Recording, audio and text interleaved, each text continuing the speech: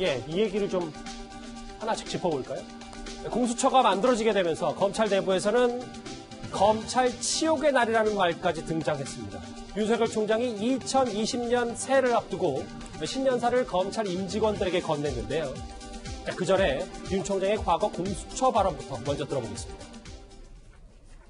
제가 총괄해서 다 찬성한다, 반대한다 이렇게 말씀드릴 수는 없지만, 이런 어떤 부패 대응 역량의 국가적인 총합이 커진다면은 저는 그런 방향에 충분히 동의하고 있습니다. 당시에는 이제 공수처 통합적인 검찰 조항, 독소 조항 말고는 동의를 했었었는데 정태현 변호사님, 검찰 내부가 언론을 통해서 전언을 보면 허위 기관으로 전락해 볼 수 있다. 정권 비리의 수사 신뢰도보다 떨어지고 팔다리가 모두 잘라지게 됐다.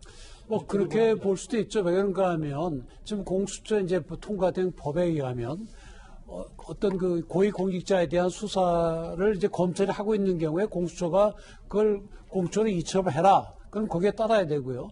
또 아까 말씀하신 대로 검찰에서 어떤 고위공직자에 대한 수사를 인지를 하면 바로 공수처에 통보를 하도록 돼 있고, 그럼 통보받으면 또 공수처가 사건을 가져갈 수가 있죠. 그런 점에서 이제는 검찰이 자기 스스로 독자적으로 고위공직자에 대한 수사를 하는 것이 거의 막혀버린 셈입니다.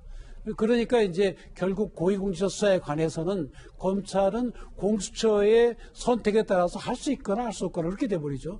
그러니까 이제 공수처의 하부기관 전락했다 이런 얘기가 나오는 거고요. 또 이제 실제 저희들이 좀 걱정하는 것은 사실 검찰의 지위가 올라가고 내려가고는 사실 검찰에 있는 분들의 이야기고, 국가 전체적으로 볼 때는 과연 공수처가 우리 국가를 위해서, 사회를 위해서 제대로 아까 말씀하신 살아있는 권력에 대한 수사를 할 수 있겠네. 알겠습니다. 그게 제일 큰 문제죠. 자, 그래서 일단 이 부분이 오늘 좀 이 주제에서는 중요한 것 같아요. 공수처 통과 이후에 윤석열 총장이 처음으로 메시지를 내놨습니다. 권력으로 반칙 불법된 엄정대응. 좀 더 자세히 짚어볼까요? 다음 화면 보시겠습니다. 쭉 봤을 때 여기는 보여지는 그대로고요. 이 부분인 것 같아요. 돈이나 권력으로 국민의 정치적 선택을 왜곡하는 반칙과 불법을 저지른다면 철저히 수사에 엄정 대응한다. 최전봉 교수님, 윤석열 총장의 침묵을 깼습니다. 그러니까 저는 원칙적인 얘기라고 생각해요. 검찰총장은 당연히 저렇게 해야 되는 거죠. 그리고 이제 총선도 얼마 안 남았잖아요. 그런 상황에서 저런 부분에서 국민들의 정치적 선택을 왜곡하는 반칙과 불법이 있다고 하면 당연히 철저히 수사해서 엄정 대응해야죠. 검찰이 공수처가 생겼다고 해서 검찰이 하는 일을 안 하는 건 아니잖아요. 고위공직자에 대한 수사만 그쪽으로 넘어가는 것이지. 그래서 검찰은 지금 윤석열 검찰총장이 얘기했던 것처럼 형사 절차의 변화가 예상되긴 하지만 그럼에도 불구하고 본인들은 본인들의 할 일을 뚜벅뚜벅 열심히 하겠다는 의지라고 봐요. 그리고 그거는 내부 단속의 의미도 있다고 보여지거든요. 검찰이 사실은 내부에서 형사 절차의 변화가 예상되기 때문에 동요가 있을 수도 있는데 우리는 우리 일을 하면 된다. 최선을 다해서 우리가 할 수 있는 모든 범위 내에서 최선을 다해서 일을 하겠다. 이런 정도 얘기를 한다고 하는 것은 국민들에게 검찰이 새로운 모습으로 거듭나겠다는 모습을 보여준다는 메시지도 될 수 있고, 두 번째는 내부에 있는 검찰의 동요를 일정 부분 막을 수 있는 그런 메시지로도 충분히 활용할 수 있는 그런 내용이라고 생각이 됩니다. 근데 지금 저렇게 윤석열 총장이 신년사를 했다고 하는데 이것은 이제 공수처법이 통과됐을 때의 이야기고, 지금 문제는 앞으로 이제 검경 수사권 조정안이 통과되는 거예요. 예를 들어 형사소송법하고 검찰청법이 개정이 당연히 통과되면 검찰은 수사를 할 수 있는 건 굉장히 제한됩니다. 그래서 아무리 윤석열 총장이 수사를 하고 싶어도 수사를 못하게 되는 그런 결과가 나타날 가능성이 매우 높습니다. 그런데 이현정님 이 부분인 것 같아요. 그러니까 윤석열 총장이 원론적인 얘기를 이렇게 얘기했지만 직접적인 단어를 쓰지 않더라도 약간의 좀 불만의 느낌도 섞여 있다. 이런 분석도 동시에 나와서요. 그렇습니다. 오늘 윤석열 총장의 신년사를 쭉 살펴보면요. 헌법 이야기가 5번이나 나옵니다. 사실 윤석열 총장은 헌법주의자라고 이제 그동안 알려져 있죠. 그리고 항상 이제 이야기할 때마다 헌법 정신을 강조하는데 왜 헌법 이야기를 5번이나 했을까? 라는 이야기를 좀 추론을 해보면 지금의 통과된 공수처법 자체가 결국 이제 우리가 쭉 이야기를 해왔지만 굉장히 위헌적인 요소가 많지 않습니까? 즉 본인은 국민과 헌법을 보고 가겠다라고 항상 이야기를 하고 있는 것이고요. 어떤 면에서 검찰 입장에서 보면 앞을 보고 갈 수밖에 없습니다. 즉 검찰이 맡겨진 사명과 임무를 할 수밖에 없는데 저는 그런 생각이 들어요. 검찰이 지금 문제 있는 건 맞죠. 그러나 검찰의 문제를 해결하기 위해서 별도의 뭔가 기구를 만들어서 하면 이 기구가 잘할 것이다? 저는 이건 오판이라고 봅니다. 자, 그러면 청와대가 일을 잘 못하고 청와대가 무소불위의 권력을 행사하면 제2청와대를 만듭니까? 그럼 정부가 제일 못하면 제2정부를 만듭니까? 국회가 저렇게 일을 못하면 그럼 제2국회 만들면 되겠네요. 다른 국회를 만들어서 운영하면 잘할 수 있지 않겠습니까? 세상에 그런 식으로 해결해서 해결될 수 있는 게 아니거든요. 결국은 어떤 조직의 자율성을 얼마나 키워줄 것인가. 거기에 바로 이제 핵심이 있는 것이지 뭔가 새로운 기구를 만들어서 해결하겠다? 저는 이거에 성공한 적이 본 적이 없습니다. 조수진 부장. 그런데 서초동에서 최근에 나왔던 얘기가 만약에 공수처법이 통과가 되면 물론 뭐 국회의원이 윤석열 총장이 국회의원이 아닙니다만 이거에 대해서 도의적인 책임을 지고 자리에서 물러나야 된다는 얘기까지 나왔거든요. 이걸 어떻게 보십니까? 네. 그런 이야기가 나왔습니까? 저는 못 들었는데.